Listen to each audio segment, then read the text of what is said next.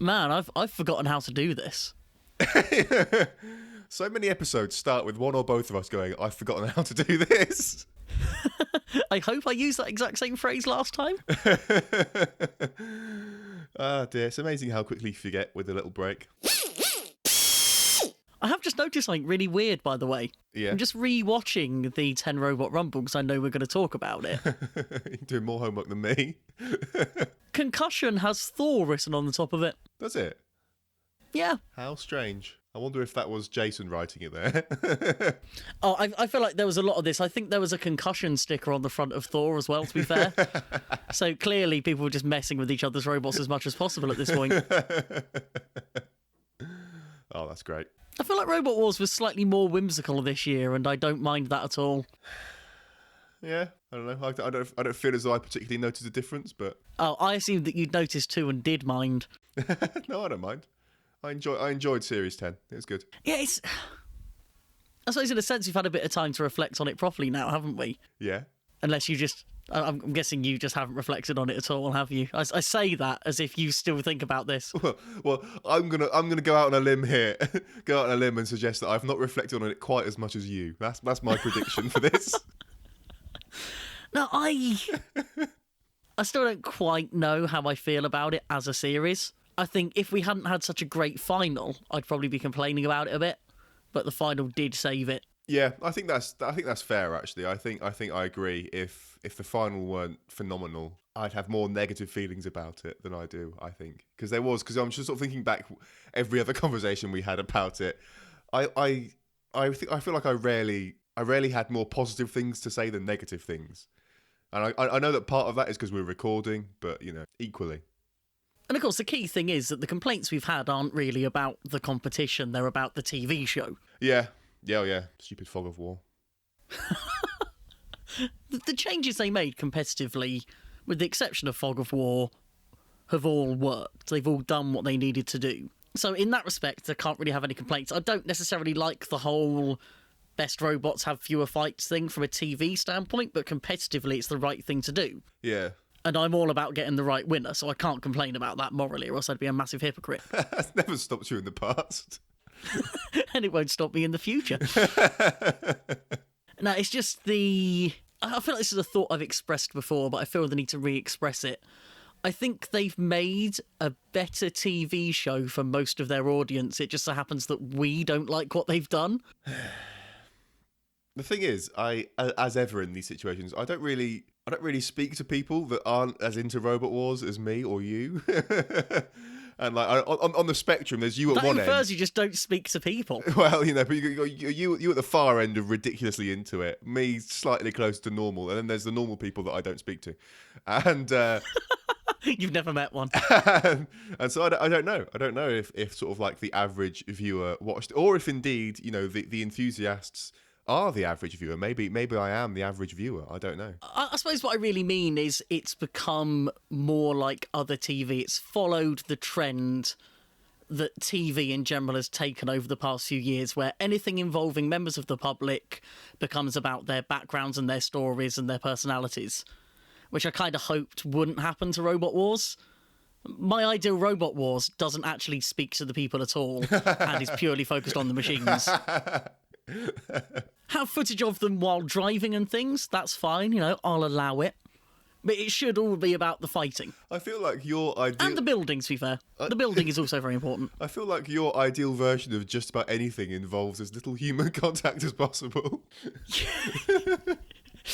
I mean, I'm a highly sociable person who would still rather be without people. It's a strange thing.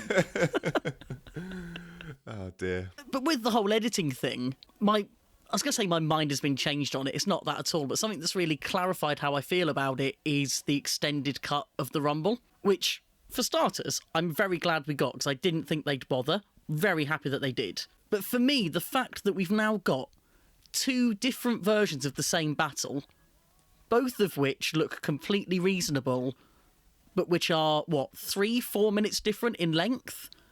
shows how easy it is for them to edit something to look how they want it to, should they choose to. These are completely different versions. Well, not completely different versions. These are very different versions of the same reality.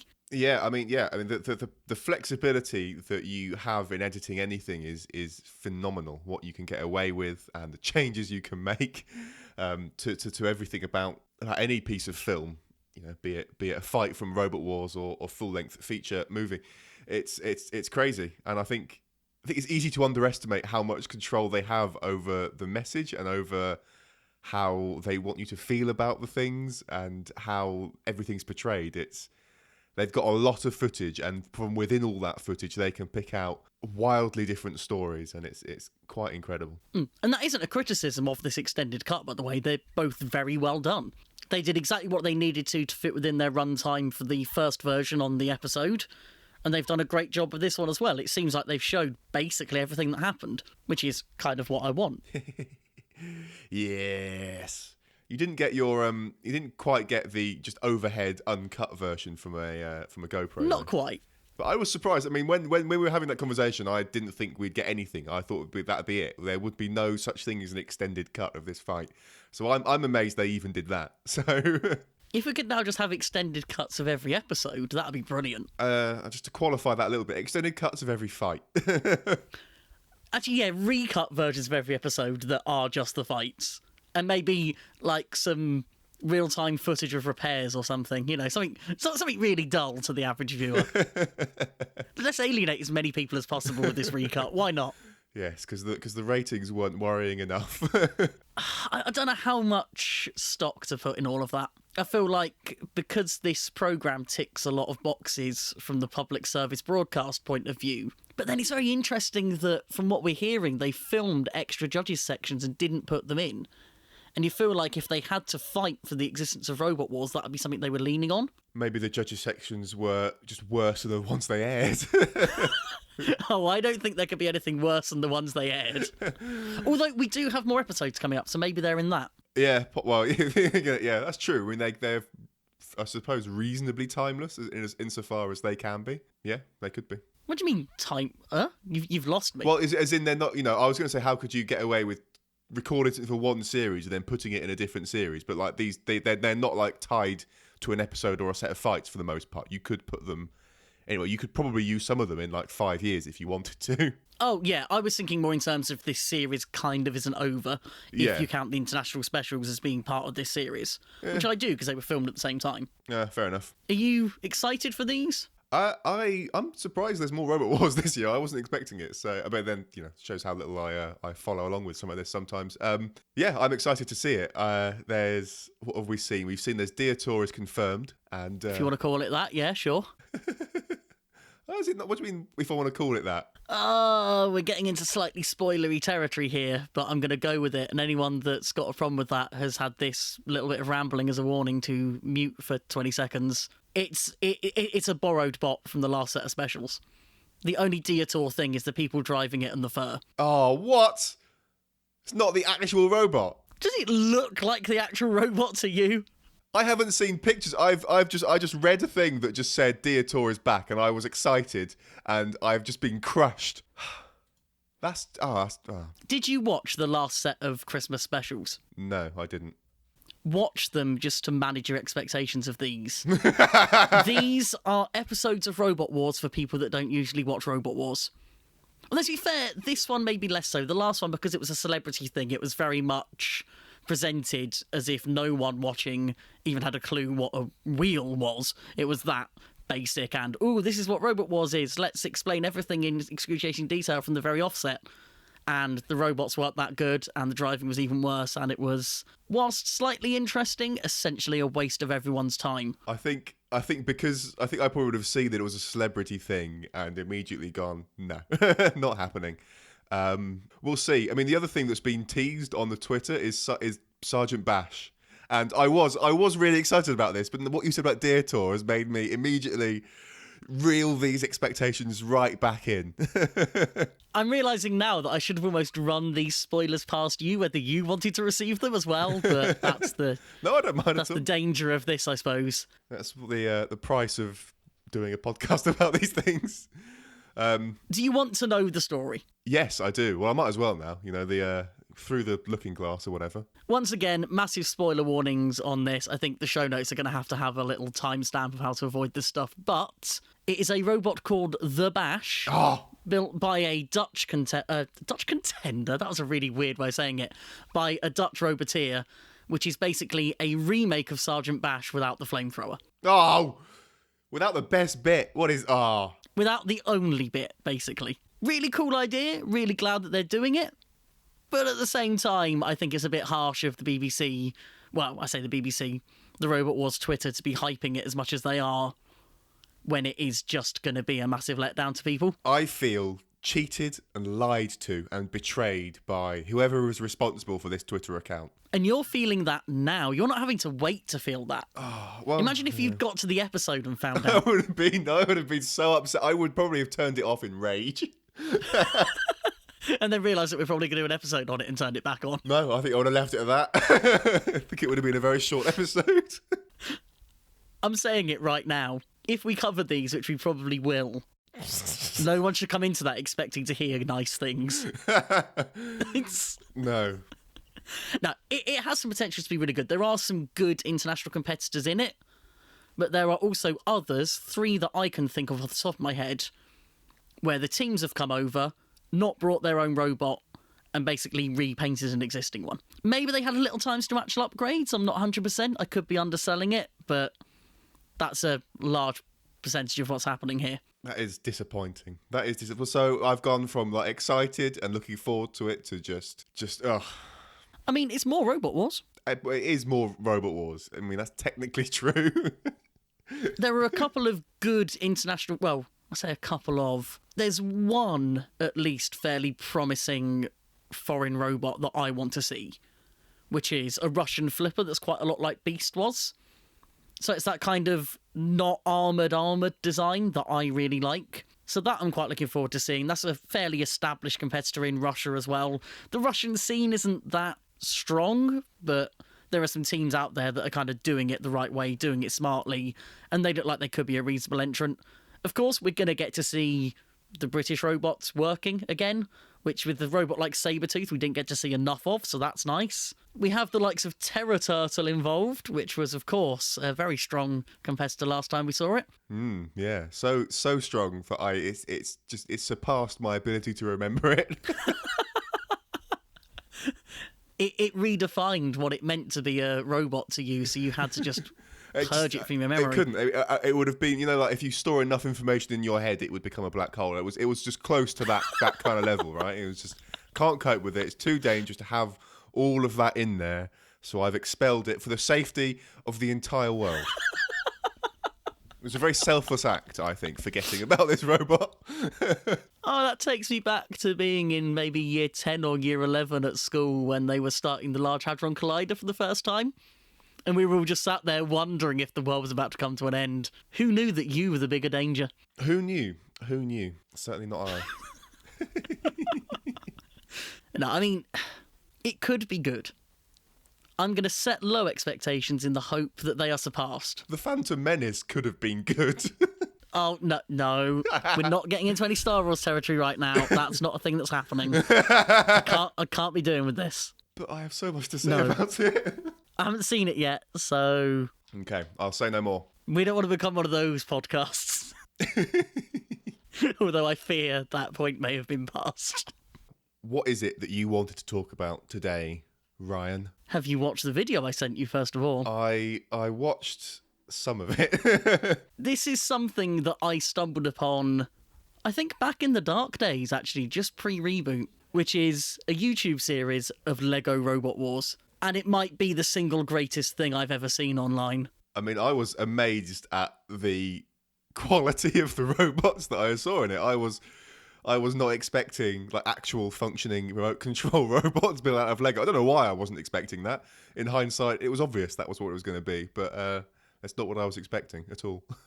So this is a series that the final version of it is about 3 years old now, I think. And that was the 7th series that they'd made as basically a couple of kids putting stuff on YouTube. So this thing's been going on 4 years. And they're using the kind of, I don't know when this came about actually, but remote controlled Lego that was a fully Lego thing. This isn't them sort of hacking Lego in some way to be remote controlled. This was a product at some point. And they have put together a legitimate fleet of fighting robots out of Lego. And they have managed to put together almost every weapon type you could possibly have in Lego form. And they all work. And they all produce entertaining fights. It's an absolute triumph of Lego. Oh, I'm just sort of looking. So I've skipped ahead in the video, and I'm sort of looking to see what is the product they're using that makes them remote control. And it's So I have a vague memory of remote control Lego being a thing and not having it, and that being very sad. Well, so the only remote control stuff I've come across from Lego is a long time ago they built like a remote control car, effectively, which was basically an RC car base with Lego studs. It was very low and very flat with Lego studs, so you could sort of design your own shell for it, basically, and that was that. And then the other stuff I've seen that's remote control is infrared, and I would be amazed if this is the infrared thing. So I feel like there must be some other product that passed me by, unfortunately, that gives them some sensible form of remote control. Why would you not think it was infrared? I think maybe it is, but my experience of the infrared remote control is immensely slow and immensely glitchy and really unreliable. And these robots don't look like they're that unreliable. That said, I've just seen the 2 IR receivers on the top of one of them, so maybe these guys are just better at pointing IR remotes at Lego than I am. That's also very possible. I mean, I'll be honest, when I first watched this, and this is the first time I've looked at this in a good couple of years, it was just, I wanted to talk about Lego, and this was the route into it, basically. Yeah, we'll peel back the curtain here. This is the truth of the matter. When I first saw it, I wasn't as into the thinking about this as I suppose I am now, so I hadn't done any deeper thinking than I think this is a consumer product that exists. Maybe they're super smart and did actually do it with proper remote control, and just found a way to tie that into the Lego. That seems like it would be a fairly trivial task. I mean, they're definitely... Well, yeah, anything's possible. They're definitely using like Lego motors, like proper Lego motors and stuff. And I'm definitely seeing the IR infrared receivers, so they're using that as well. I'm just sort of I'm amazed that they are effective. I don't know if they've done some like beefing up on the transmitter. I don't know. Like it's. Think about it. They would. I'm just thinking how many channels they'd need to make these work. Well, they've got 2 receivers per robot. So each like Lego remote, I guess, has got 2 like tank style levers on it. So I guess they'd need one remote to do the drive, and then 1 remote to do the weapon and Shriemek. So 3 channels total, 1 for each side drive and 1 for weapon. Maybe 3 or 4, yeah. Where's the 4th coming from? If they've got like a Shriemek they'd need a different one for that. Yes, there were a couple. Yes, you're right. I've just seen a shot of the remote. They're using the infrared remote controls, and there's 2 of them strapped together. Fair enough. Well, that. I mean, that's one way. That's the only way. Like I said, so these like remote controls, Lego remote control stuff, they only have the 2 channels. So if you want to do more than that, you need multiple remotes. I haven't seen this bit, but I'm just imagining them like electrical tape together now, and that's a beautiful idea. Not far off it. But yeah, this is literally all Lego Robot Wars in a homemade arena, and it is everything that 8-year-old me could have ever dreamt of and more. That's astonishing. It is absolutely astonishing. And the thing I really love as well is that I'm fairly sure they could have built these things to be basically indestructible. But they've built them in such a way that they do actually fall apart pleasingly. Yeah, the little slow-mo shots of bits of armour falling off. It reminds me of the Lego games where it just sort of like fractures in weird ways and shatters. Yes. It's very much like that. It's just, to me, it really typifies what Lego is about. Which is that it's something that you can give to a 3-year-old child who has the motor skills to clip 2 things together, and they'll be able to have a good time with it. Or you can give it to someone our age, and they'll have a good time with it doing something insanely complicated. Yeah, crazy stuff. There's a sort of educational term of low threshold, high ceiling, which is exactly this. That idea of anybody comes along to it, and they kind of project their own ability onto it almost. So someone can come along to it and see it as, oh, I'm just going to make a block, and I'm going to make sure it's all the same colour, and that's what's going to please me. Or then come along to it and say, I'm going to make a car that wheels down a ramp. Or then come along to it and say, I'm going to make a big horizontal spinner remote control to smash up other stuff. And all of those things are completely viable and sensible options. Yeah. I can't help imagining you as a non-Lego child, though. What? I'm imagining you as like a Connects child or a Meccano child. You know, the worst kind of child. I was an all of the above child. I had a lot of Lego, I had a lot of Connects, and I had a lot of Meccano. And I built cars and robots and weapons out of all of them. When you say robots, what do you mean by robots in this case? Because this is contentious enough in the context of Robot Wars. So, I have built everything from a shuffly type thing that can go in a straight line and nothing more, that's not remote control, all the way up to a semi-autonomous robot that can follow lines, follow targets, and fire things at them. Okay, that is... I was expecting to say, so no robots then, and then you kind of threw out the semi-autonomous bit, which has muddied the waters more than a little. In fact, it hasn't muddied the waters at all, it's just completely changed their colour. So this was when I was older, and my dad is also really into Lego, and he got he got the Lego Mindstorms thing. I think it was one of the first generation Mindstorms things, and that's got a little like boxy computer thing that you can program. You can plug it into. I remember plugging it into a Windows XP laptop with a USB-B cable or something mad like that, and you can use flowcharts to program it. And it's got a sonar type, like an ultrasonic sensor for measuring depth, and it's got little light sensors and touch sensors. And it's got loads of servos and stuff, so you can sort of program specific positions and stuff. And that was what we used to build the semi-autonomous thing. So like I sort of like, it's a bit, I'm exaggerating a little bit when I say that I built it. Like my dad and I built it. You were involved in the construction of? Involved in the construction of and then programming of that thing. So yeah, you could set it up in like a sentry mode, and it would sit there and it would just turn left and right. And if something got in range of the sonar thing, it would like point at where it came from and then start firing these little plastic balls. And yeah. How effective was that? Surprisingly, so they came from a different set. So you remember, I don't know, Lego, is it like Bionicle, I think maybe was the sort of brand that this all came from, and one of the things in there was some of them came with a mechanism that would shoot these plastic balls, and it works by just sort of you push so you've basically got a tube which has got three sort of like grips, I guess, at the front of it, that if you put enough force behind the ball that's trapped there, it will suddenly let them go, and then you get quite a good little pop out of the front of it to fire it. So the way this thing worked is my dad got, though it's like Bricklink or something, so you can buy like individual bits, and he got a couple of those bits from the Bionicle sets without having to buy the rest of it. And then you could buy an absolute shed load of those spheres. And so the way this thing worked is it basically had a hopper on the back of it that you could just fill with all of these spheres, and they would load into these two shooters, and then it had the two servos that would just fire like left, right, left, right, left, right, just firing them at quite a high cadence, and it was very funny. See, I remember having little sort of cannon things that were Lego, which had almost like a weird sort of sink plunger that went into them, and it was just sprung and it clicked back, and then there was a little trigger on top that just fired them out. Oh, what, like an actual like cannon on a pirate ship cannon? It wasn't styled like that. I think it was a Bionicle thing as well. But it was very effective, but a bit of a bugger to reload. Yeah, it wasn't something you could just sort of quick fire. This basically it worked on a hopper, so you just go bang, bang, bang from it. It was great. So how old were you doing that? I don't know. I don't know when Mindstorms was released.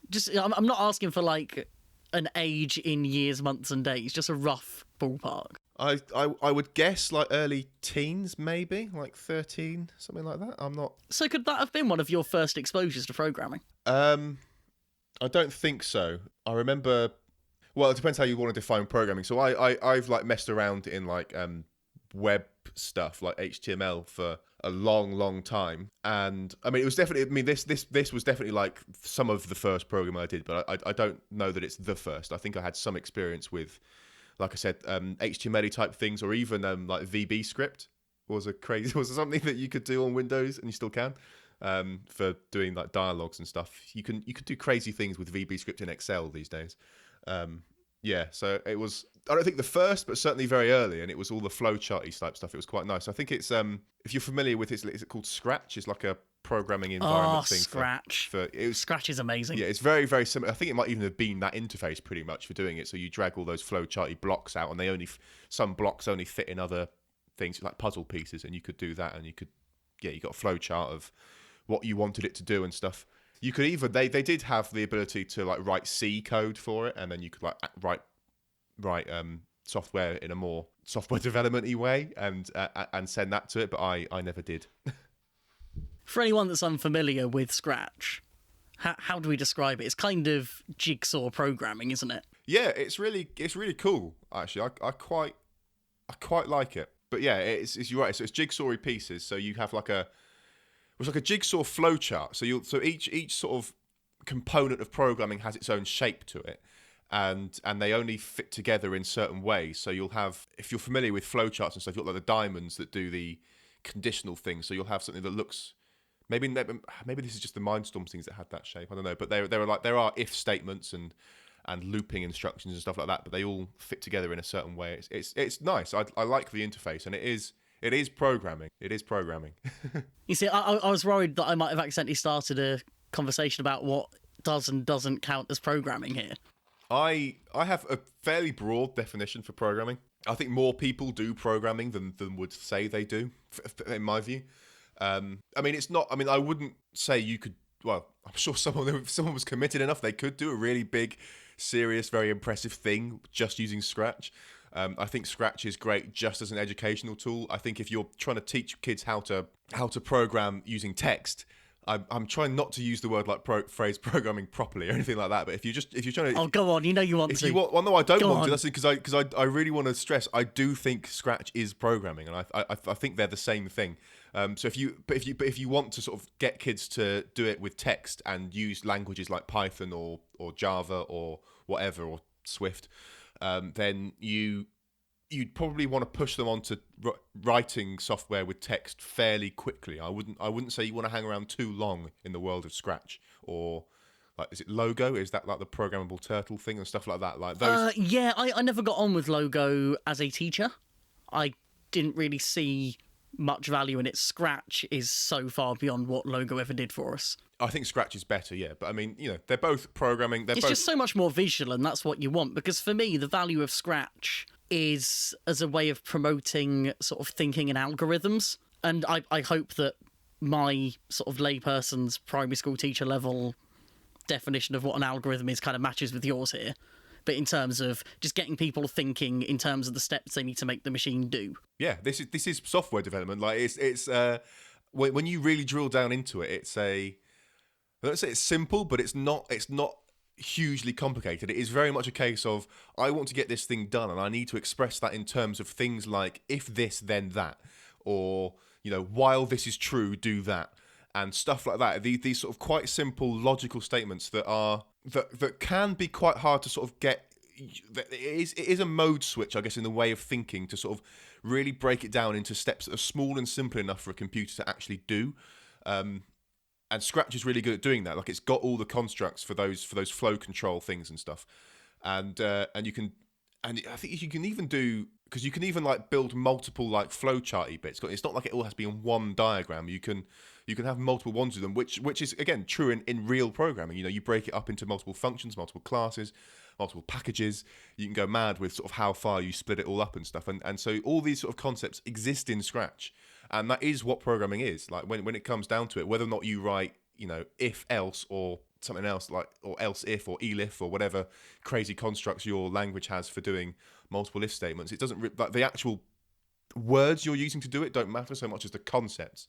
And Scratch does, I think, a great job of encapsulating those concepts. And I think what it also does is it gives you a framework around the thinking of presenting to you quite clearly the phrases you can use, essentially, the questions you can ask, as it were, the instructions you can give. Yeah.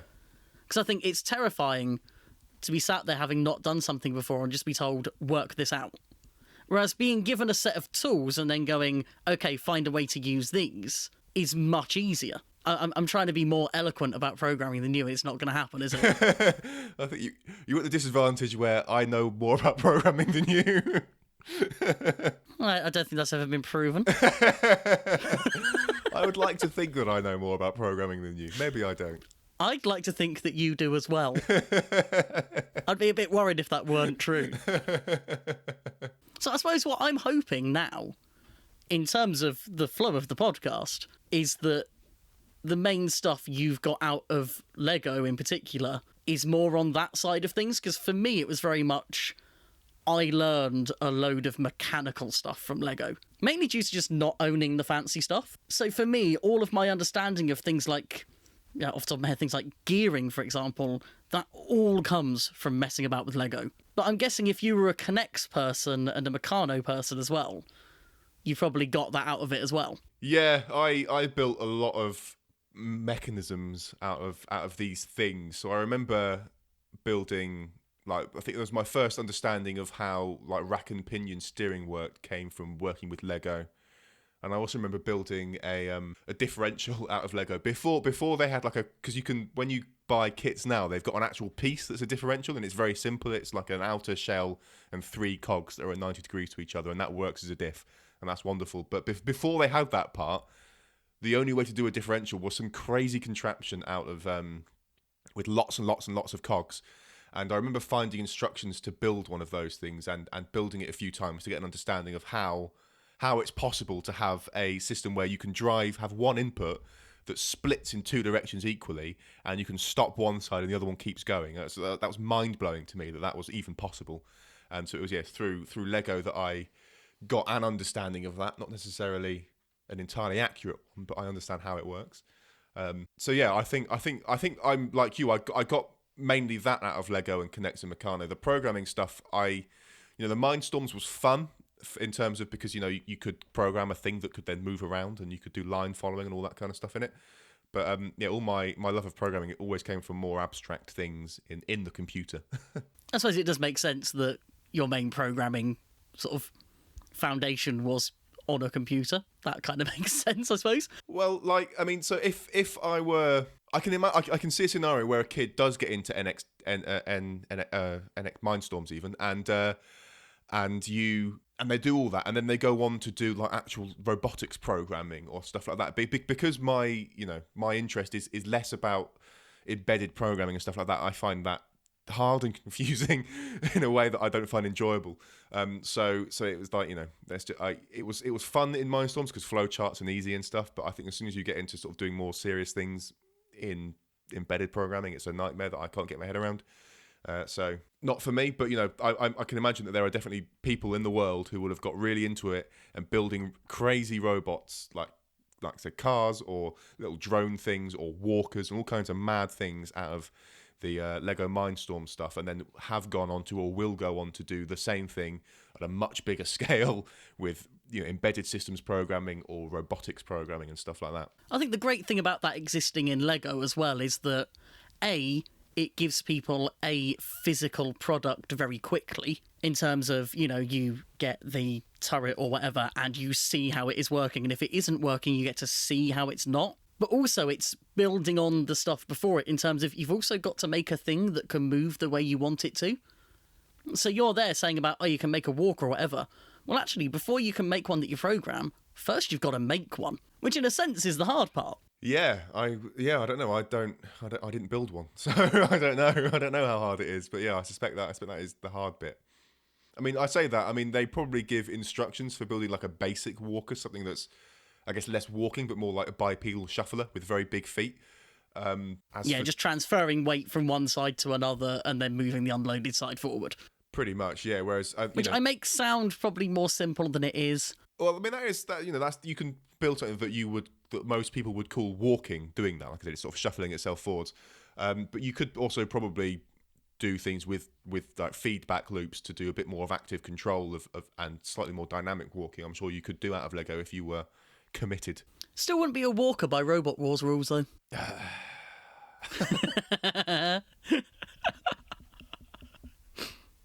I can tell you don't like those rules. I mean, the rules, those rules basically. If you want to be competitive, you can't build a walker that's a walker by Robot Wars rules. which is a shame. Well, no, I think it's a shame. But then the alternative is you classify cam shufflers as walkers, and then what do you do? So yeah, And then you get every single competitive robot being a cam shuffler. well, that would be fine if everyone did it. That would be fine. If everyone's special, no one is. So. Or everyone's super. Oh, I screwed up that quote. But the whole point of having those rules there is that it encourages variety. Yeah. So you want them to be viable but not dominant. You want them to be as good. Yeah, so the rules as they are completely obviate, I guess, or disqualify. I don't know. There's no point in building an actual walker for Robot Wars. It would need to be a separate league, I think. Well, the point is you get a massive weight advantage, which you could just launch into a massively heavy weapon and not worry too much about mobility. A massively heavy robot that is immediately taken out by basically any weapon type because it's on legs. Not if they can't get past your weapon first. I just did a weird little eyebrow raise to punctuate that point, completely forgetting this is an audio medium. I'm imagining you doing that like that meme where the guy's like pointing at his head like, can't see my feet, or I can't hit my feet if you can't see them. You know that one? Can't hit my feet if you can't see. Oh yeah, I was thinking on my feet. Yeah. It's a bad version of that meme. I'm sorry, okay, but like the meme I'm talking about. Therefore, I have succeeded in expressing my point. You have indeed succeeded. The problem I've got now is that I'm feeling a slightly Lego inferior. Oh no! Because I'm very happy with the stuff that I did. With Lego, I had an amazing time with Lego from, I was going to say from birth until adulthood. That's not strictly true. But, from the very early days of playing with stuff through to being a fully fledged adult, Lego was a huge thing for me. But I never had the fancy stuff. I was there with, like, the Lego equivalent of a ball and a hoop in the streets. Just running along and having a nice time. Well, this is the advantage, I guess, of having a dad who's into Lego as well. See, I made it to the point of technological advancement of having some motors and batteries. And I must admit, I never really bothered with those that much. It was fun to be able to make stuff go forwards and backwards, but for me, the real fun of building stuff was trying to make robot designs for Robot Wars.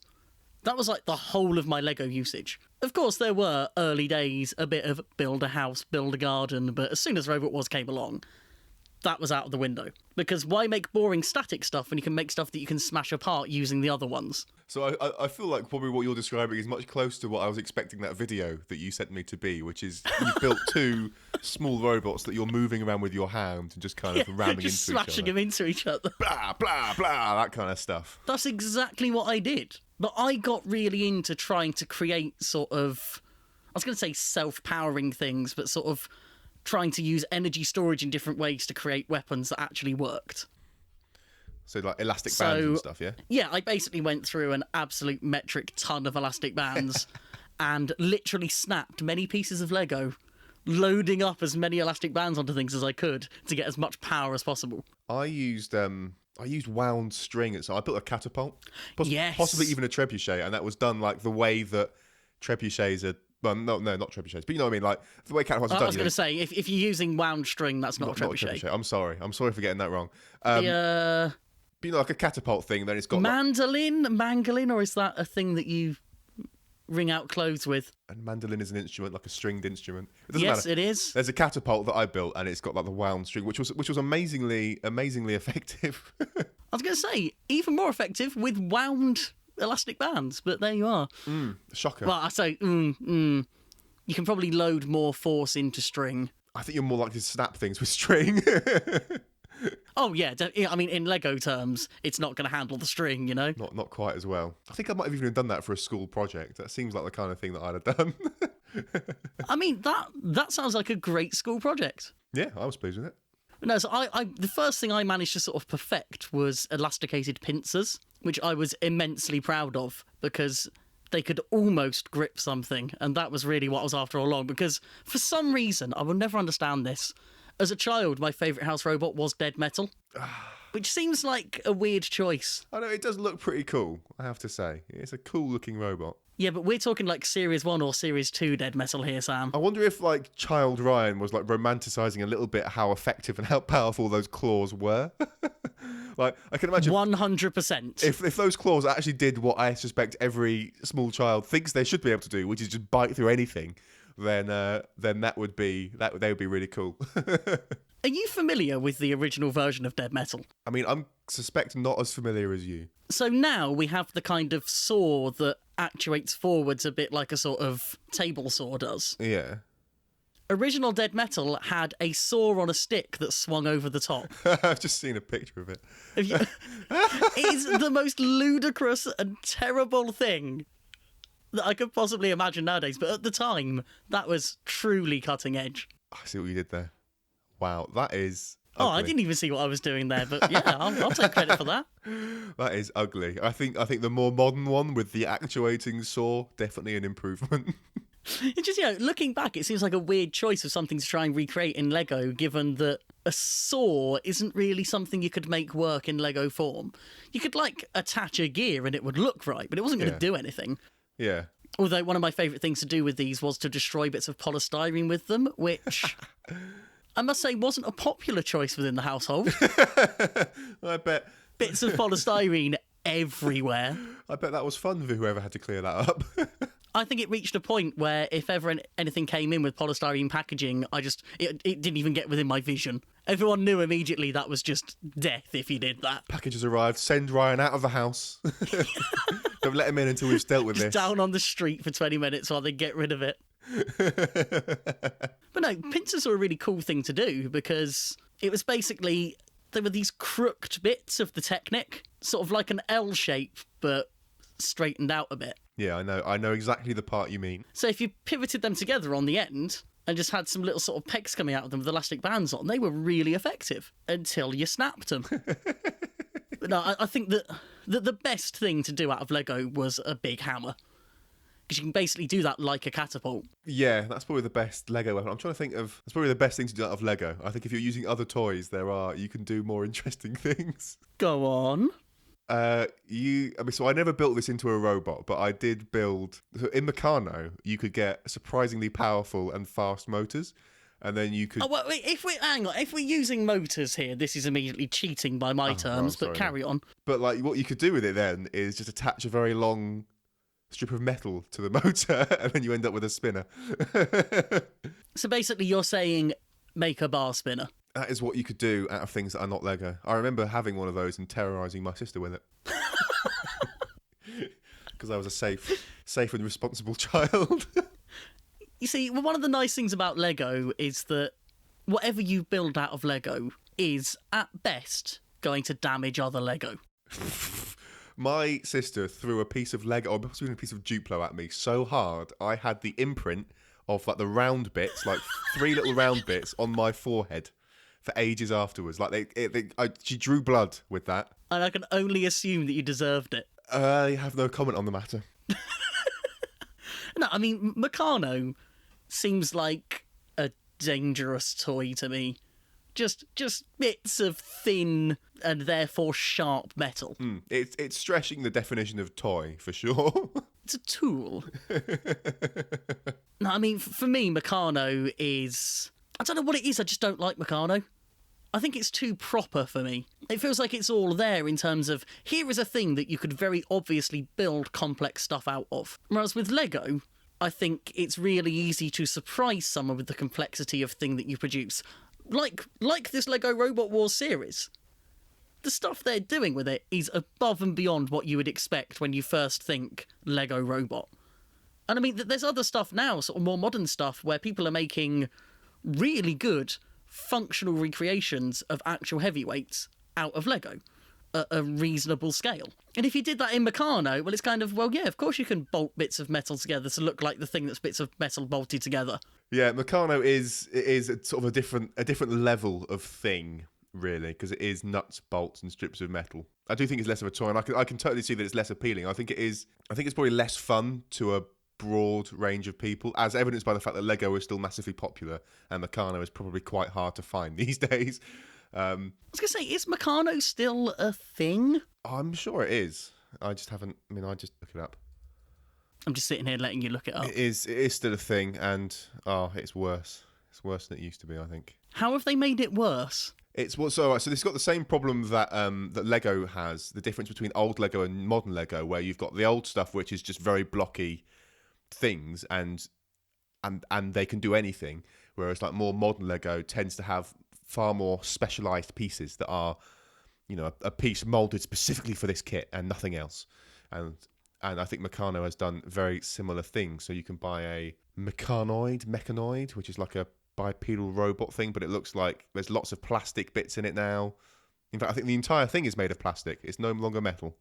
That's a bit disappointing. You see, I must say, and I appreciate that you've just bought the Apollo rocket kit, so you're going to fall very strongly on one side of this argument, but I think that Lego sets are completely missing the point of Lego. I think the idea of building something from instructions is such a narrow and limited idea of what Lego is.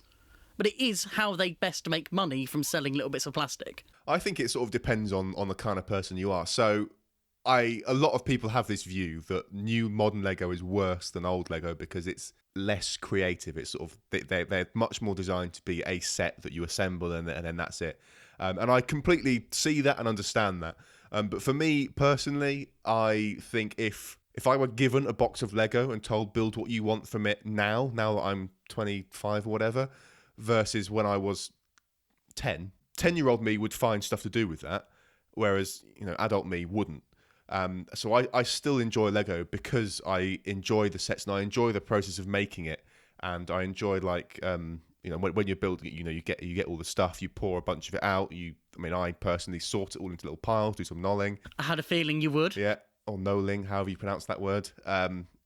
Lay it all out nicely and then build it. And I really enjoy just the process of making something with my hands, and I enjoy seeing the way that it works. I'm always astonished by the engineering that goes into designing the Lego set itself and how it all goes together. Like the Saturn V that I built recently is astonishingly robust, and the way they achieve that is very clever. And I really sort of appreciate the process of building it and seeing how all that works. Or there's a like a tracked excavator thing that my dad has that has like a line of 4 motors in the back of it, and then it can transfer the power from those motors through to 2 sets of like a set of tracks, like a left and a right track, and then up through like the rotating section. You've got like the tracks on the bottom and then the cabin of this digger excavator thing that can rotate around that, and then it can transfer the power from those motors that are in their thing all the way through the arm into doing it stuff. It's mechanically incredible how much movement there is, and all the motors are just in the same place right at the back of the thing.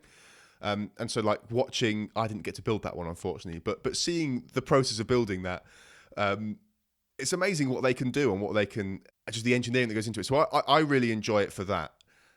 Whereas if you care less about that and would rather just have a bunch of Lego that you can build what you want with, it's harder than it used to be, which is a shame if that's what you want out of it. But for me, is it harder? I think it might be harder because of the specialized pieces thing. It's sort of like you're going to end up with pieces that are much harder to use. Maybe it's not harder. Maybe this is just my, like I said, like current Sam would struggle. I think I'm probably less imaginative in some ways than past Sam. So, and maybe that's just me projecting my unhappiness with that situation and saying, it's all Lego's fault, they've made it harder, and when maybe I've just become less imaginative. I don't know, but it feels harder to me. I think it is harder, and to me that's a good thing. It's interesting that you say about how well designed the Lego model sets are. But to me, I'm kind of sat here thinking, well, yeah, it's really easy to make something good when a problem can arise and you can go, oh, we'll make a new piece to solve that problem. We'll make a custom piece that gives us the exact shape or properties we need. Whereas for me, the thing I always found fun, and still do, because I find myself playing with Lego quite a lot when I'm doing sort of teachy things or childcare-y things or anything like that. Lego is a real go-to for me. I think it's really interesting to find some weird piece that's clearly from some kind of kit and go, okay, how do I use that? And what I've found myself doing a lot more, as a child, I was trying to create new things. Whereas now I am more about recreating things, which is kind of the point of the sets. But I don't think I'd get any satisfaction out of just putting a set together, because that's just It's cooking, essentially. It's just following a recipe, except you don't get to eat it. Yeah, I think it just comes down to what you get out of Lego. You know, if you don't enjoy building the sets, then modern Lego is more frustrating because it's lots of sets. But you know, it doesn't bother me personally. Again, I'm not sure that's... I mean, for me, that wouldn't be frustrating. Because to me, that is then a whole new range of stuff that goes into that toolkit of Lego to make other stuff from. So what is your... The way you started this, it made it sound like you had a problem with modern Lego and all the sets and stuff. Have I misunderstood? It's not a problem with the set. Well, first of all, it's a problem with the cost of the sets. I think Yes. it would be really difficult to build up a lot of Lego now. I mean, I had boxes and boxes of the stuff because a lot of it was just you go out and you buy a massive tub of the basic stuff. Maybe that's still an option. I don't know. So that's kind of problem number one. Problem number two is that I think the sets are now so good, you know, the stuff you can make is so high quality that I don't see anyone ever wanting to break those models up. I think a kid who is new to Lego is going to see it as a model making tool rather than a creative tool. And I think that's a shame. Yeah, for me, it's definitely model making. I've just looked on Lego.com. You can spend £510 and you get the Lego Serious Play R program is a radical and innovative process designed to enhance business performance. So you can buy huge sets of Lego and Duplo that seem to be targeted at businesses for some reason. Basically, Lego has now become a team building day out. Yeah. I'm a big fan of the idea of using things like Lego in education, for example. I think there's incredible stuff you can do with it. But honestly, Connects is better for that. If you want to do stuff that is kind of engineering based, Connects is actually the go-to, which I hate because I think Connects is awful. But it gives you what you want for that. I think modern Lego's biggest weakness is that basically everything is a branded thing and it's someone else's brand at that. Like there's, Lego Star Wars, Lego Batman, Lego everything but like actual Lego, So much, all these sets, they're Lego Ghostbusters, Knights, Minecraft. It's The Simpsons. Why would you have Minecraft Lego? There is Lego Minecraft. I mean, in a sense, it's an obvious crossover, but at the same time... There's DC Comics superheroes, and then there's DC superhero girls as separate things for some reason. DC superhero girls showing 0 of 0 results. Why is this? What? I'm upset. Wait, are you upset that doesn't exist? I'm upset that I've clicked on a link that says, DC Comics superheroes. I get 15 results of all kinds of things. The Joker, Batgirl, Batman, Robin... Loads of stuff. There's another link here that says DC Superhero Girls, TM, and there's nothing. It just takes me to a page with nothing on it. Is this on the Lego website? On the Lego website. How disappointing. That's weird. I'm annoyed. I just did a cursory Googling for something that if it existed, I was going to disown Lego. Luckily, it doesn't appear to. I was very worried that there might be SpaceX Lego. There are definitely, Lego... There's what is the incubator program for Lego? There's like Lego Ideas. There's sort of ideas.lego, isn't there? Yeah, and there the are website definitely... where people put forward ideas, and there are a lot of SpaceX fanboys, I imagine, putting stuff on there. Oh yeah, there are a lot of Falcon 9 models on there. But again, just make it out of the Lego you have. That's the point. I feel like building rockets out of Lego would be quite hard. You need a lot of round, smooth parts. See, I remember having lots of round parts in my old Lego. Not necessarily at the scale you'd want, but they existed. We'll get you. Old Lego's better than new Lego. I'm a Lego hipster. Do you like Lego before it was cool? I wasn't alive before Lego was cool. That's the problem. Aww. Had I been, I'd be on that bandwagon. I think the biggest change there's been in Lego is that it used to be very much a sort of... How can I put this? A bottom-up build process in terms of everything came in strict layers because that's how Lego works. And the thing I'm really seeing that's different in a lot of the sets that are around now is that the complexity starts very early in terms of building a core of something that you can then attach stuff to in different planes. And that, to me, then stops it looking like Lego. And when something stops looking like Lego, I don't know, it loses something for me. The idea that you have made a complex thing out of what are essentially cuboids is really part of the fun. And if you've then got things to embellish it with that are more complex, fantastic. But all the wonderful memories I have of playing with Lego were basically making four-wheeled chassis and then adding weapons to them. And it was all very boxy. And I managed to make some wedgie stuff and all of that, but it's all still very clearly Lego. Yeah. Did you watch on Tested? They built the new Millennium Falcon. Maybe. I was going to say no to that, but I feel like I have watched that video, or at least started it and become annoyed by it. So yeah, on Tested, they built the new Millennium Falcon, and one of the people who was building it has the old one. So Lego have made two sets for the Falcon, and so they built the new one, which is a ridiculously big box. And it looks great, and it's interesting to see the comparison of, they've rebuilt the same thing, and the result is basically exactly the same size, but like the new one is smoother. It looks less like Lego, and I suspect from what you've said that you'd prefer the old one because it's got all the studs exposed on the top and stuff like that, whereas the new one's got lots of smooth parts that get rid of all the studs, and it's got like a piece custom made for the cockpit so that it's properly round as opposed to making it out of smaller bits. Yeah, as opposed to a very panelled look and stuff like that. So there's quite a bit of that stuff going on. Earlier, I was kind of defending these weird custom pieces, and now I'm realising how flawed that argument might have been. Well, not flawed, but one-dimensional that argument might have been. I think I'm okay with these custom pieces when they're used to make something else. I think it depends. Like, you get custom pieces that are purely aesthetic. Like, there's a custom piece that is the cockpit of the Millennium Falcon, and there's not much else you can do with that. Well, I mean, you could put on whatever ship you wanted, but, it's the cockpit of the Millennium Falcon, whereas there are lots of custom pieces that are for a particular kind of interconnect or something deep within the mechanism or something, and I think they're more usable elsewhere, those pieces. I think the difference it creates is that you go from a Lego model to a model made of Lego. A Lego model looks like Lego, and once it doesn't, you might as well be making it out of anything, which is it's a criticism I could level at you, but I know that you do make models out of other things, so that's fine. Yeah, it's funny. Like the Saturn V is very much what you've classified as like a model made of Lego, and that's true. Like when you build it and take a step back, you don't know that that's made of Lego until you get quite close to it, which is interesting. Whereas the crane that I have on the shelf above me right now is pretty obviously Lego. By the way, I'm just on the Lego shop website looking at this Millennium Falcon model. Yeah. And the picture they've used is hilarious. They've basically just made a stock photo of a child looking at amazement in something in their hands and crudely superimposed the model over the top. Oh, dear. It isn't even vaguely to scale by the looks of it. It's awful. Just awful. I've just been looking at the Connects website.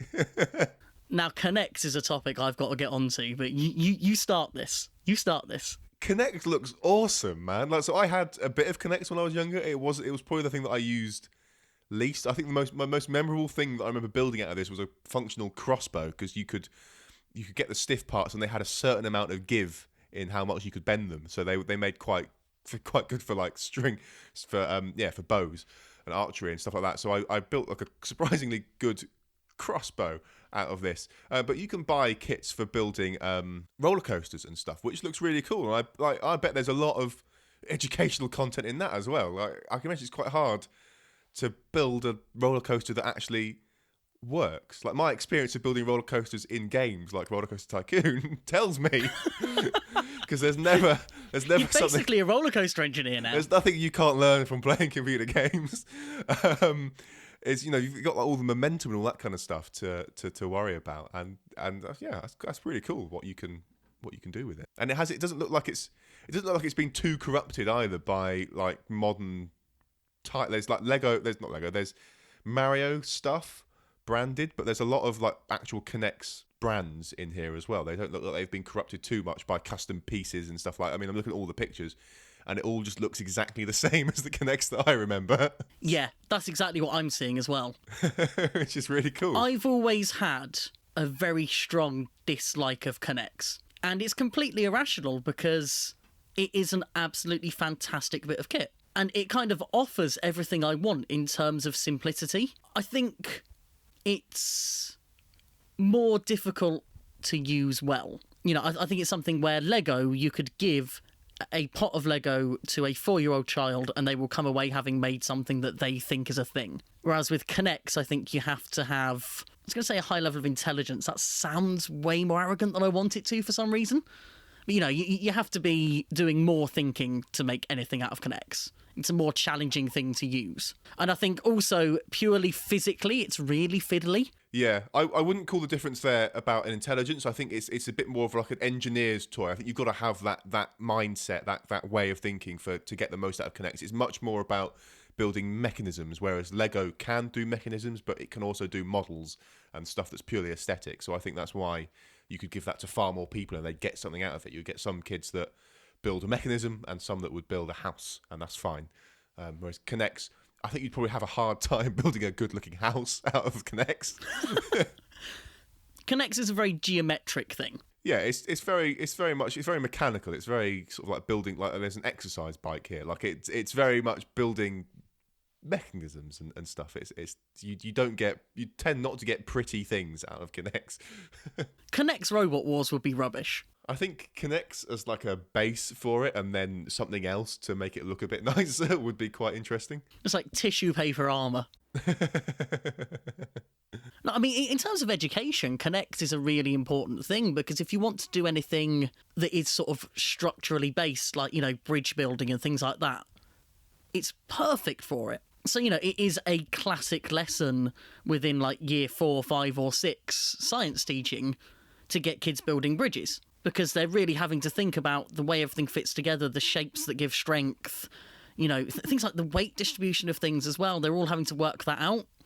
And there's a lot of room to make mistakes before getting it right. I think I'd definitely rather be building bridges out of Connects than dry pasta and marshmallows. I think that's just because you're not very good at building bridges out of dried pasta and marshmallows. The key is to not use the marshmallows whole. Break them down into a paste like glue, wrap it around your joins, far less weight to the structure that way.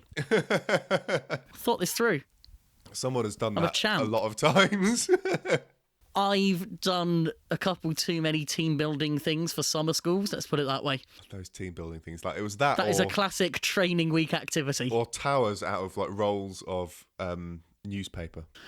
Yeah, that's just a bad tool. Oh, that's such a pain in the neck, that one. Ugh. Mainly because no one does what I say. Okay, what is the optimal strategy for building a tower out of newspaper? Not what everyone else does. To be fair, I don't know. I'm just a strong-minded person. See, I think the key to all of these tasks is to stretch the limit of what a tower is or what a bridge is. So the last winning entry I made into a spaghetti and marshmallow bridge contest, and I say last winning entry because it was my last entry, I don't lose at these things, was basically 2 very small but very sturdy towers and then just a single strand of spaghetti along.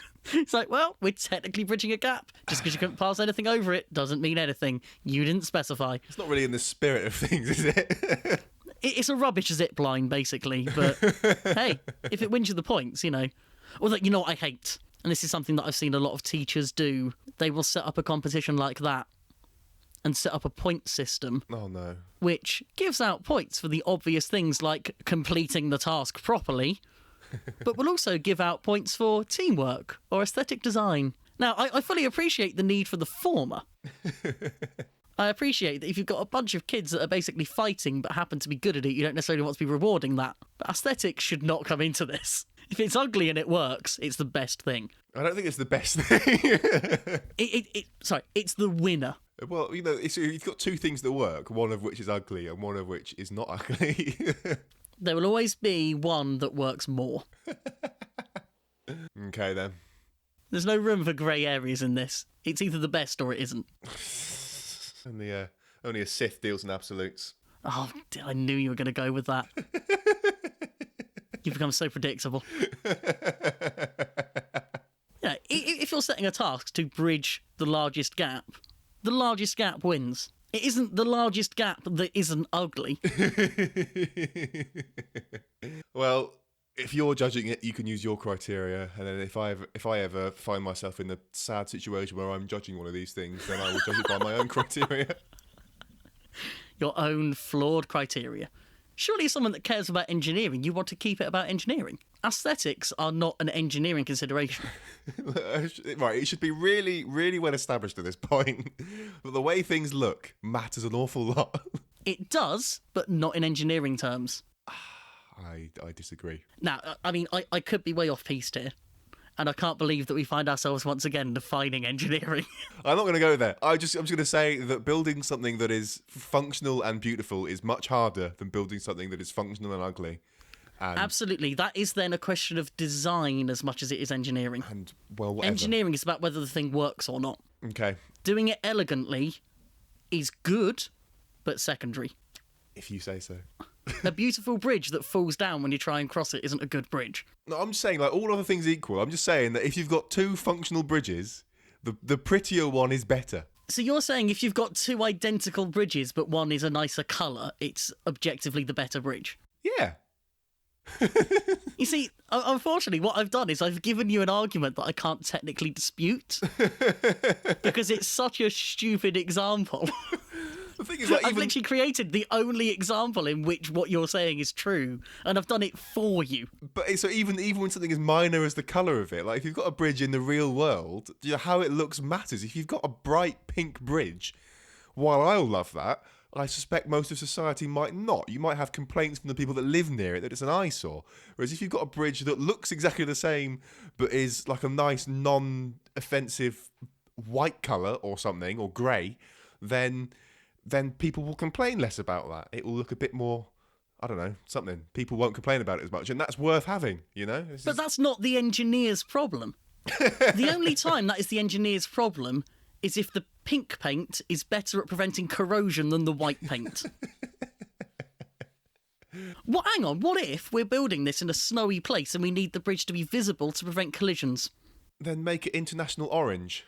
No, we're not having other colours now. Or pink, whatever, I don't mind. But like, you know, I'm just saying, aesthetics, something to be considered by everyone. You know, you need to consider how it's going to look. Even the engineers, because it might be that the engineers can build a technically superior bridge that looks horrendous and the town council won't provide planning permission for, or they could compromise slightly on the integrity of their bridge and have one that looks much nicer, which will then actually get built. So it might be that it can take 5% less weight, but it's still fine because nothing ever that heavy goes over it anyway. And then it actually gets built. Paint. And I would say that pink paint has reduced the load that our bridge can take. A bridge that actually exists is better than a bridge that is technically superior but doesn't exist because it was too ugly to be built. But that's still not the engineer's problem. Yes, that's it is. You know, no. Colour can be delegated to someone that has to deal with less important stuff. More than just colour. You know, if you've got, you know, when you task an engineer with doing something and you give them all of the requirements, and one of those requirements, if you're building a bridge in a public place, is going to be that it has to be something that is attractive enough that it will get built. Yeah? So you've got to consider these things as the engineer when you're building it. So there's been a flood. It's washed away the foundations of a bridge, and it needs rebuilding to reconnect two cities that are a vital route for industry and trade. You're going to have an extra meeting to decide the colour. Look, what you're proposing now is a different set of requirements. If you've got to build it really quickly, that changes things, and it might be that the aesthetics of it are less important. Yeah? I don't know. I'm just saying that one of the requirements in most of these things is what it looks like. That's something that you have to consider, you know? It isn't that the aesthetics are less important, it's that they were never important in the first place in the are eyes important. of the person whose job it is to make a structurally sound piece of equipment. Within a set of constraints, and one of those constraints will almost certainly be what it looks like. What it looks like is partly decided by the form, which is their concern, but the colour is someone else's problem. Why are you picking on the colour so much? You know, fine. Because that's the colour, that's the point that you chose. Well, And but then like, I aesthetics is chose more than just the colour. It includes the shape of it as well. Like the Golden Gate Bridge is a more attractive bridge than some horrendously ugly bridge that I can't even name because it's not pretty enough to bother remembering it. Right? Like, it's important. And the Golden Gate Bridge is not stunning because of the colour of it, like rust red. It's stunning because of what it looks like. The whole like suspension bridge aesthetic is cool. You have actually brought on to a point that I was about to concede to you anyway, which is that I think an elegant solution is better than a crude solution. So the solution of putting loads of supports into a bridge is inferior to creating a suspension bridge that only needs a support in the middle and one at each end. So I think there are approaches that are better that also end up looking better.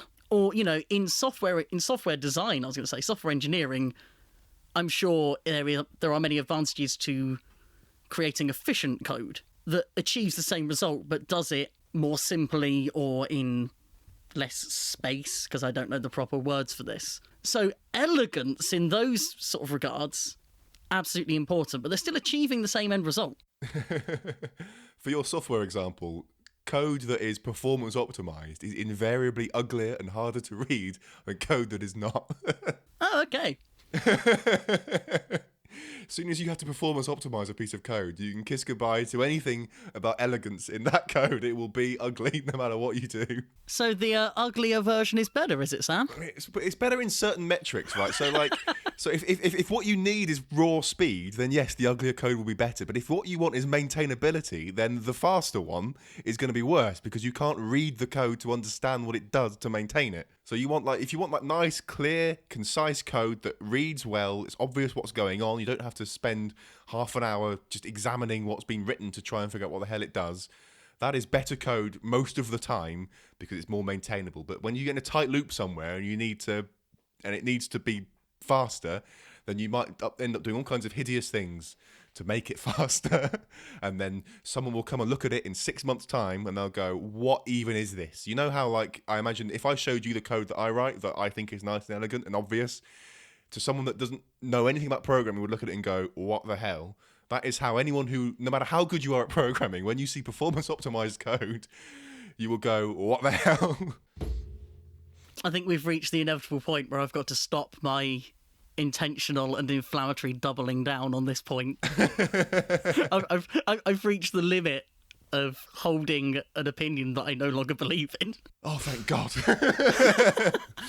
But God, it's fun along the way. Victory is mine. Once again, I have the superior opinion. I think my mistake was trying to turn it into a software engineering argument. I knew it was a risk. You brought it onto my home turf. I acknowledged it was a poor idea, but I went there anyway. It's a bold strategy, Cotton. Let's see if it pays off. Hey, that's a reference. It's not Star Wars. That's a nice change. Hey, you have seen other films. Yeah. I feel like I have to ask, even though I haven't seen it yet. I'm not going to get... I mean, obviously I don't want spoilers, but I don't consider what I'm about to ask a spoiler. Did you enjoy the new Star Wars? I'm going to just leave a little pause here for people to scramble for their mute button, just in case they want to. Yes, I did. The Last Jedi. I enjoyed it. That's all I needed to know, because now I will watch it and try not to enjoy it for the purposes of debate. Of course you will. I've heard very mixed reviews so far. Can you understand why some die-hard fans don't like it? Yes, there are scenes in this film that are interesting, I guess, and I can see why there is conflicting opinions on it. Yeah, and there's interesting sort of plot points and stuff that there's a lot of room for controversy. Well, not controversy. There's a lot of room for lots of debate around the merits of this film. I mean, but I did genuinely enjoy watching it. Like it is a fun film. Excellent. I'm going to get around to seeing it as soon as I can. I just don't necessarily have cinema levels of money right now. I would say that it's a film that's worth going to the cinema for if you have cinema money. If you don't have cinema money, don't.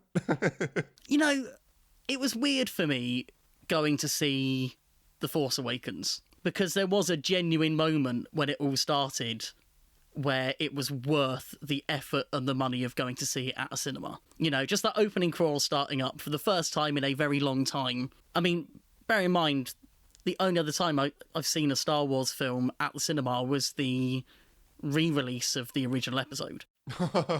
Which I have named in the most cautious way possible there. Very intentionally. The original episode. I didn't want to go with any of the proposed names for it there. I'm assuming you mean like A New Hope, don't you? That's sort of like that's fine. Otherwise known as Star Wars, which I think is the correct name, but there you go. Star Wars Episode 4, A New Hope. The canonical name. George Lucas has said so, therefore it is true.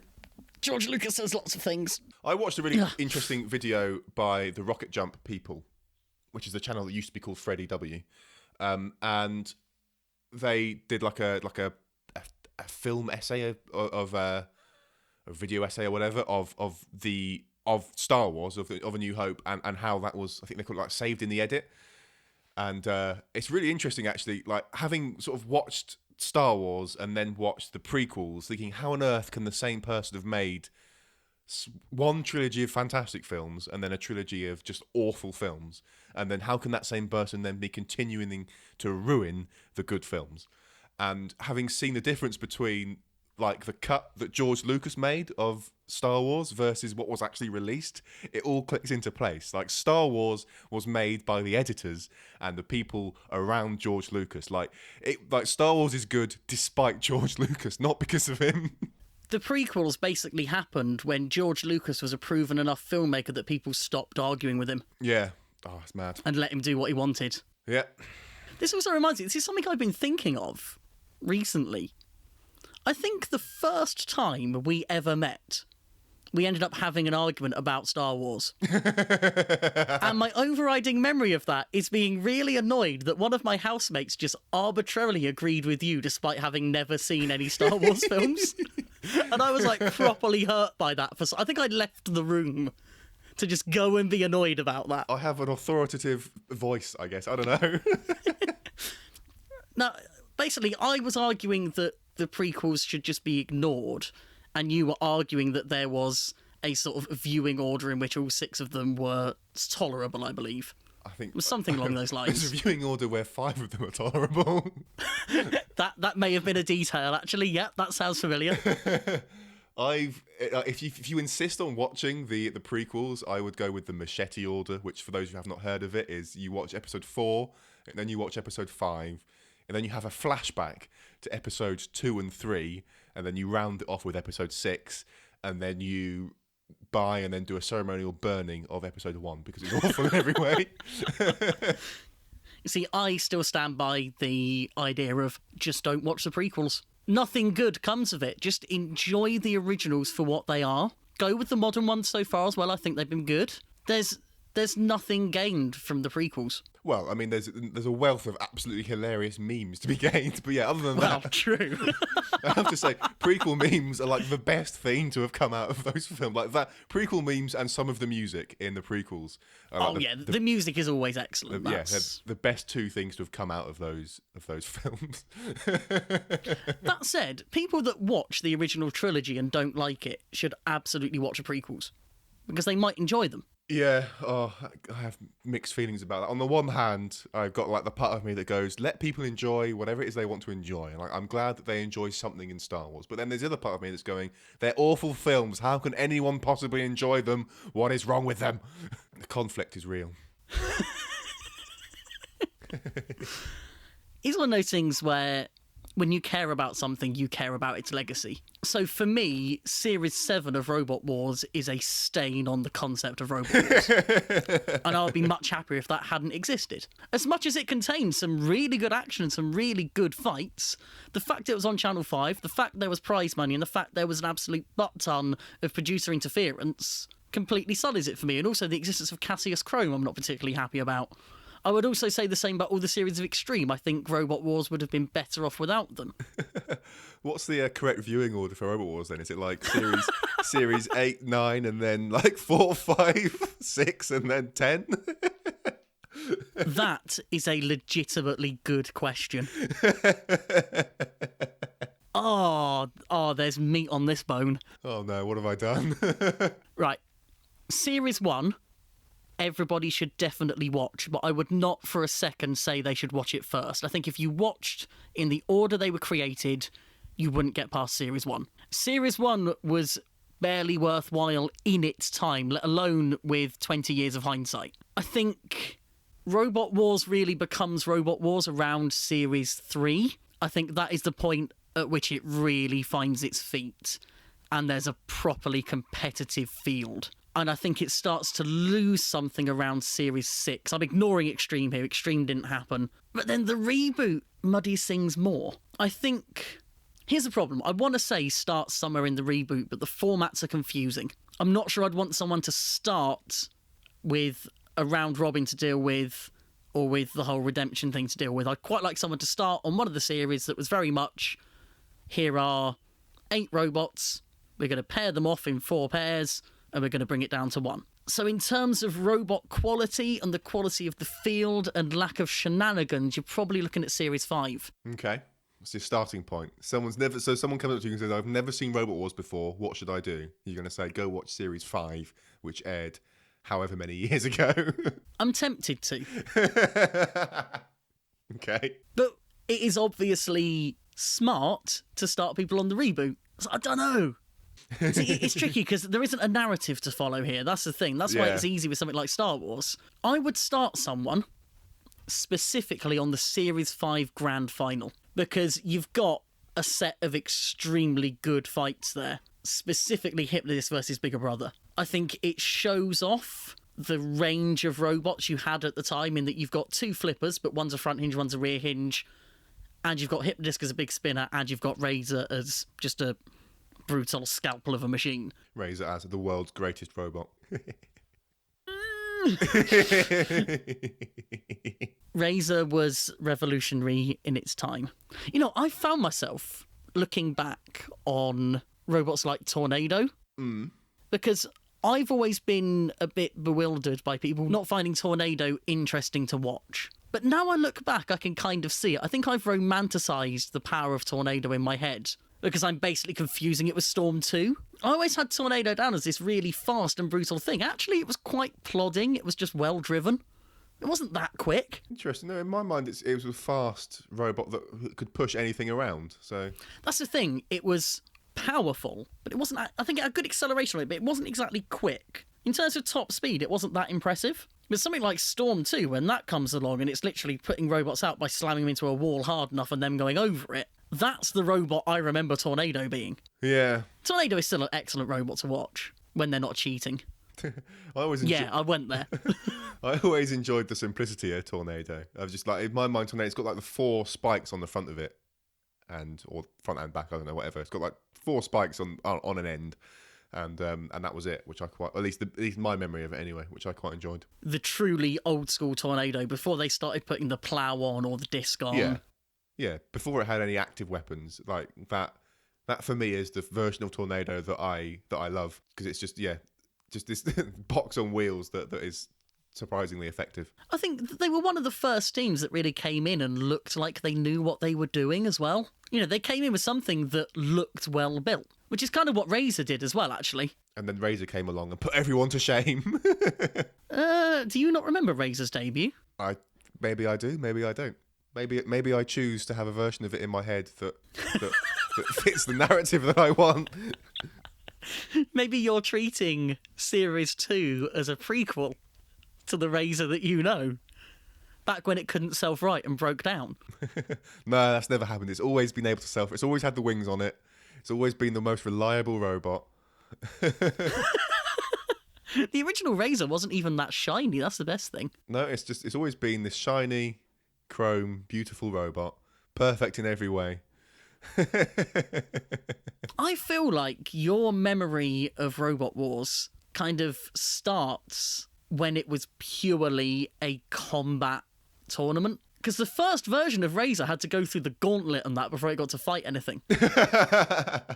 Which it really wasn't built for that. I think, I suspect the first Robot Wars that I saw was probably, when it was just combat stuff. And when a lot of these like famous robots were reasonably established. And I think part of why I remember some of these robots is because they were already established. They were being sold as these famous robots. You know, I think Razor was sold as this world champion. So in my mind... That's very late. I say very late. Well, I'm not saying this was my first experience of Razor. I'm just saying, like, I remember Razor being introduced as a world champion, which cast into like my mind that there was this huge world of Robot Wars outside of what was televised, which is kind of true. But like, I think in my mind it was much bigger and more pervasive than it actually was, and that Razor was a world champion because it had defeated hundreds of other robots, when I suspect in reality it was a world champion because it had defeated 2 or 3 and was just given that title. That first world championship. Yeah. Oh no. So, like... Oh no. So I think there's that part of it as to why I remember these robots in the way that I do, as being these like spectacular, perfect machines, because because they're sold in this way, and because I didn't have the context for what that actually meant. Thinking about it, it was the second World Championships that Razor won. It was literally just a series of robots lined up for Razor to beat. I'm trying to remember who won the first one as well. I don't know. I remember having that on VHS. Oh, God. That's how long ago that was. That was the VHS times. I was in the New Forest recently, in a little town called Burley, and there's some interesting shops in Burley. One of them is just a bizarre shop with just all kinds of odds and ends, and in one corner there was like a drinks, like like the drinks fridge thing you see in big supermarkets, the refrigerated shelves with all the cans of Coke and stuff on them. Mm-hmm. There was one of those that had I think 4. It had like 3 shelves, and then like the base of it there, and then the top shelf had like a handful of cans of miscellaneous fizzy drinks that looked a bit sad. The lights weren't on or anything, and then on the bottom it had what looked like a load of CD cases just stacked up on the bottom of this fridge, which wasn't on for some reason. They were just using it as a shelving unit, and I was like, I thought, there's some CDs. That's an interesting place to put CDs. And I walked over and it's like, that's not quite the right shape for CDs. And I picked them up and they were cassette tapes. What? It's like, you can still buy cassette tapes. These things are still on sale. They've got like with classical music on them. And yeah, they have like 4 tapes in each box, and you could get some Beethoven on cassette if you wanted. Well, it's everything you ever dreamed of and more, isn't it? It's ancient technology, yeah. It's just, it's astonishing what can be done. The next thing, people will start using vinyl. Then where will we be? I'll wait. People do. I'm going to start an argument. Vinyl sucks. Can't wait for... I was going to use the term hipsters, non-ironically there, and I feel quite bad about it, but I can't wait for people to start using things like mini-disc again. Oh, God, yeah. Stuff that was obsolete in its day. I remember when my sort of like history of like portable music players. So I never had a tape player. I'm a bit too young to have had a tape player, but I did have a CD player, like a portable CD player. So you put some like AAA or AA batteries in it, and then you had to hold the player dead still.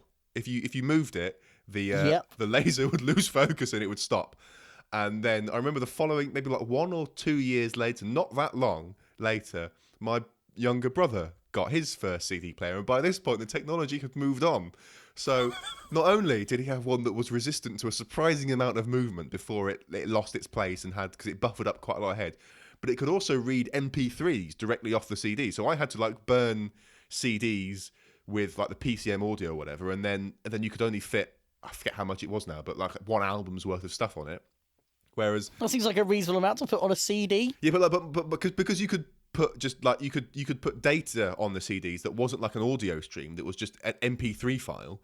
So my brother could fit several albums of MP3s onto this CD player, and then it had like a little LCD screen, and it was like an MP3 player that took CDs as its storage, and then he had several albums of music at his disposal. And it's like this is a matter of like 1 or 2 years, and I was furious and outraged that my brother had this superior technology and I didn't. So what is the correct using order of portable media storage? What do you mean? Bad joke, don't worry. That hasn't worked. Not at all. You have to explain it to me. Ruin the joke and explain it to me. Well, we've done correct viewing order of Star Wars, correct viewing order. But I couldn't go viewing order. We're not just looking at them, we're using them. I mean, that's... I feel like I've silly. let you down. That wouldn't be funny. That was a good joke, and I ruined it. I'm sorry. It wasn't. Don't blow smoke up my backside. Come on. It wasn't good. It was just a thing that got said by a person to another person. If I'd got it quickly, I would have found that staggeringly funny.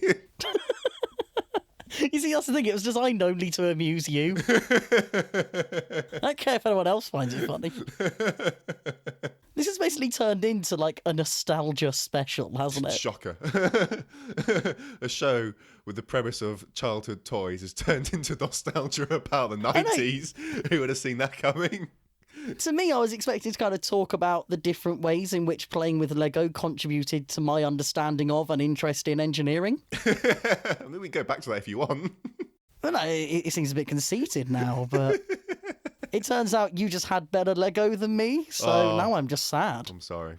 I'm going to go shout at my parents for not buying me better Lego. Actually, I am genuinely thinking. I obviously, being a good adult, gave my Lego away to a young relative who's now 13 or 14 years old. Is it acceptable to ask for it back? Yeah, this is the perfect opportunity to teach him how cruel the world is and demand to have it back.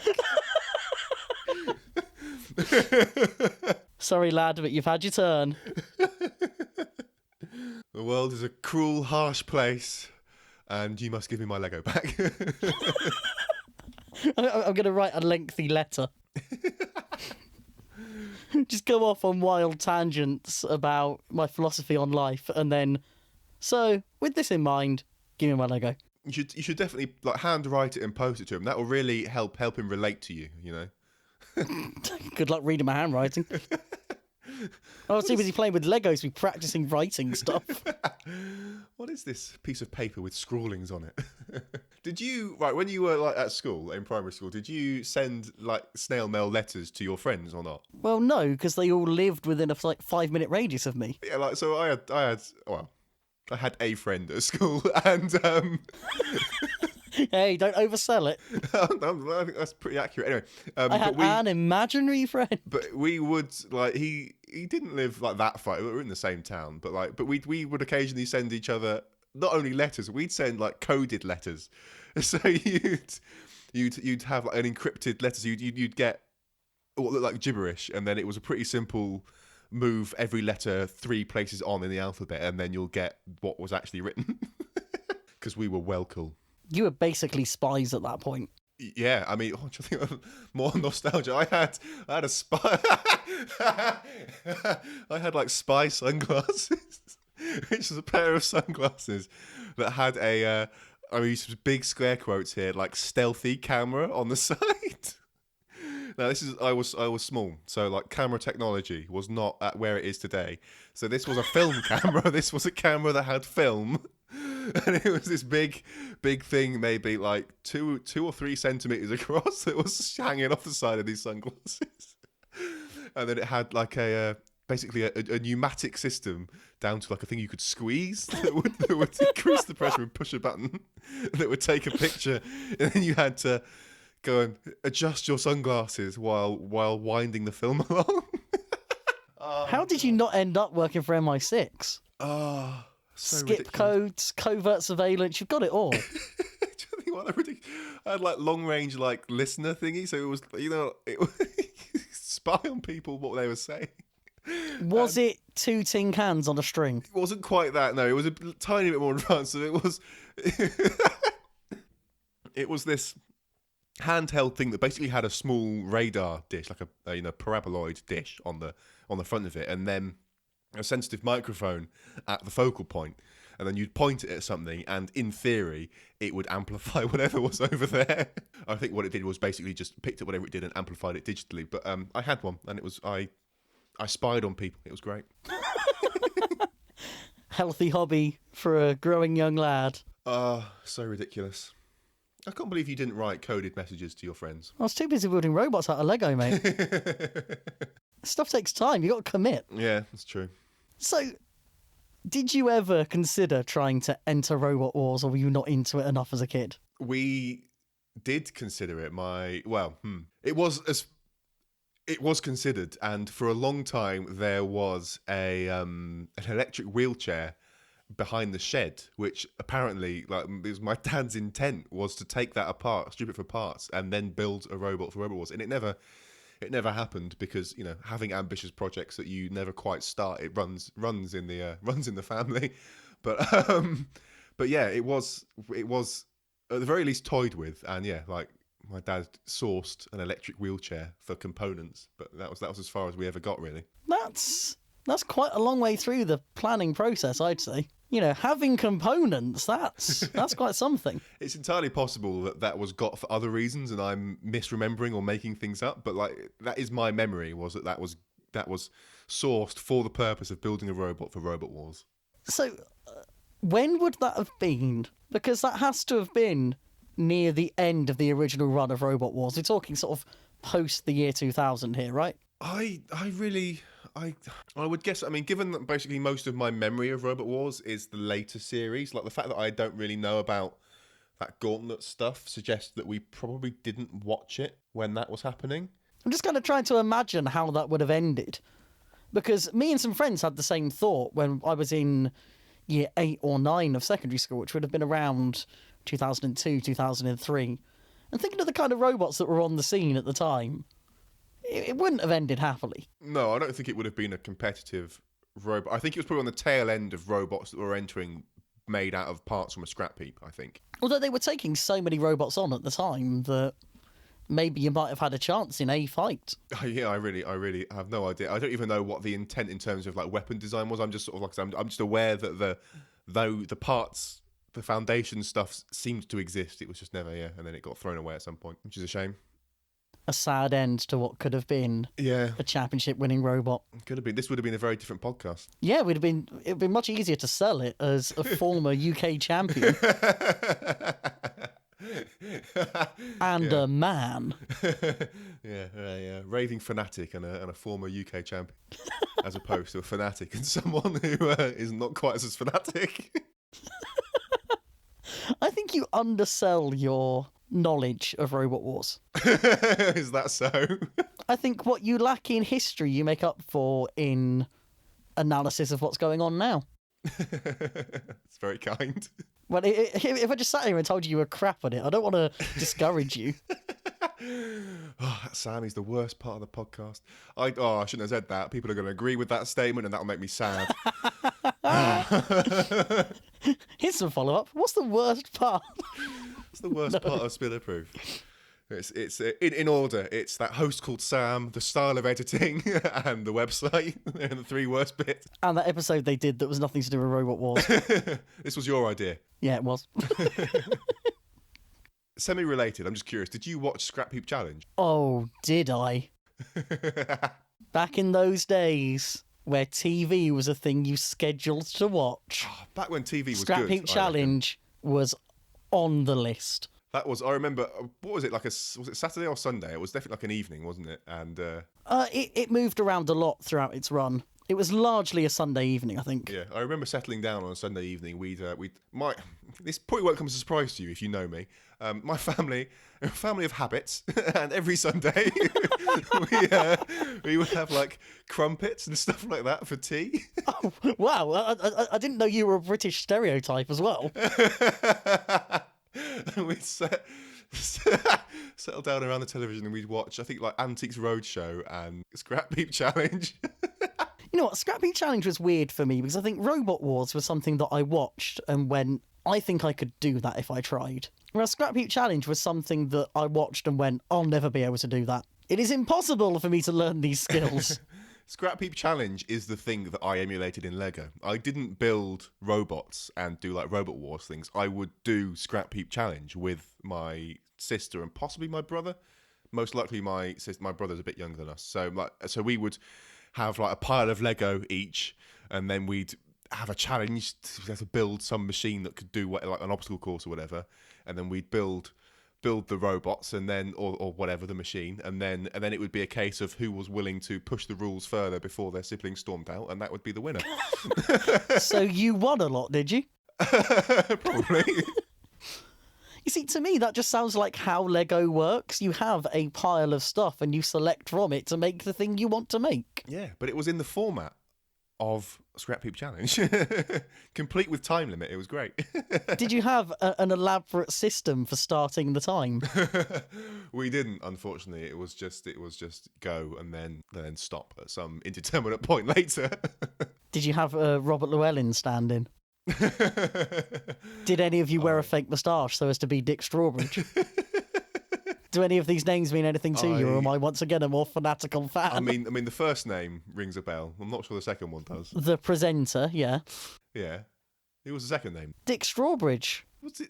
Oh. He was one of the best contestants, ended up being a team captain for the weird formats they moved on to, and ended up being the new presenter after a while. Fair enough. I wonder if that was Much like Robot Wars, there is definitely a preferred viewing order for Scrap Heap Challenge, which ignores the weird series. I suspect we didn't watch the weird series with whatever. Like I don't know. It was Sunday night television, mate. I'm sorry that I didn't take it as seriously as you. No, it's fine. I just want to warn you now that if you ever try and sort of binge rewatch it, they did some series which retained the challenge element but scrapped the scrap heap. Oh no! At which point it may as well have just been entitled Challenge. No, it was always a scrap heap thing that we watched. There was always the version with the scrap heap. The only issue with Scrap Heap Challenge is that the stuff they built was almost always barely functional. That was the point, though, wasn't it? I don't know. I really enjoyed it. I liked that it was always barely functional. It's like they'd be trying to make a boat that hydroplaned, and they'd both end up being very poor speedboats. It's one of those things that I think if every week or whatever they did an episode and the teams were very successful at doing the challenge, then that would have been less interesting. I think it was always interesting because it's like, well, they're going to do it, like building planes at some point. I remember they had like somewhere there that was very good though. It was insane, yeah. And then it's like they actually did it. Oh my goodness me! So it was, I think that they needed it to be hard for it to be worth watching. There was that one, and there was another one that I remember really vividly where they had to build something that could get through some like thick mud, and one of the teams had the approach of building very, very tall, thin wheels, and then they had nowhere near enough torque to actually drive it anywhere. the idea being that it would like sink through all soft mud and then find like the bedrock or whatever, and then drive around on that, but it didn't work at all. See, that's the thing. It wasn't a question of who creates the best design. It was usually the question of who creates the least flawed design. Yeah. So odds are the other team did the exact opposite thing, but also executed it so badly that it didn't work. Possibly. But yeah, it would have been probably like a squat, fat, tired thing, but yeah. Oh, crazy. Good times. That's the other thing. I feel like, as an adult watching it now, I feel like there was a lot of control put in place by producers to make sure that the two teams didn't design the same optimal answer to the problem. Yeah, it wouldn't work at all if you did that, would it? The one that always sticks with me is when they were challenged to take on an obstacle course in a vehicle with no windows. So they were given a map of the thing they were going through, and they couldn't look out, so they had to sort of find ways of measuring how far they'd gone and executing very precisely controlled turns. That really appealed to my sort of algorithmical thinking. Yeah, I remember that one. Yeah, that was good. Because that was actually about problem solving as much as it was about building. All the things they built were really simple, but they had to put so many different systems into it that was where it became challenging. But you know what? I've just remembered that my school did a version of this. Did they? Yeah, it was a weird sort of evening thing where it was like child and parent teams. It was a one-off thing. And we were basically given a shooting range where we had to get ping pong balls into buckets to score points. And there was like, here's a bunch of equipment, go make something. And I think that's about the most fun I've ever had building stuff. We also lost magnificently, but it was a very interesting design, so I didn't mind. It was all mousetrap powered. And where most people use the mousetrap to hit a ball, we made a little sort of linkage that actually pushed it in a neat way. Didn't work, but damn it was a better idea. In a shocking turn of events, Ryan prefers the solution that's interesting over the one that's effective. But not aesthetically pleasing. Ugh. It was ugly as hell, and that made it better. There was a car that was built on Scrap Heap Challenge at some point that was just beautiful in the way that it looked, because they built like the chassis and all that kind of stuff, so it was all tubes and stuff, and then they put just loads of flat panels. It was a very angular thing, and for being built out of scrap, it looked incredible. Did it win? I can't remember. I just remember what it looked like. I was just hoping for a no there, to be honest. Can we re-record that? Did it win? Perhaps. I refuse to give you what you want. I will go round in this circle as long as I have to. Will you now? No. Because I know... Well, I don't know, but I imagine how stubborn you could be on this. And as stubborn as I am, I don't think I can match that. Also, I have to be up earlier for work than you, so if nothing else, I lose even by winning. You can find the show notes for this episode at spinnerproof.com/episodes/19. And there you can find links to probably most of the stuff we've been talking about, if one of us can be bothered to go and find all those links. You can also find a link to... You can also find a link to our Twitter, where you can tweet us your favourite thing from the 90s and early 2000s. Oh, God. I mean, I can't do any better, but... I feel like I reused the Lego one as well, which is a shame. Ah, well.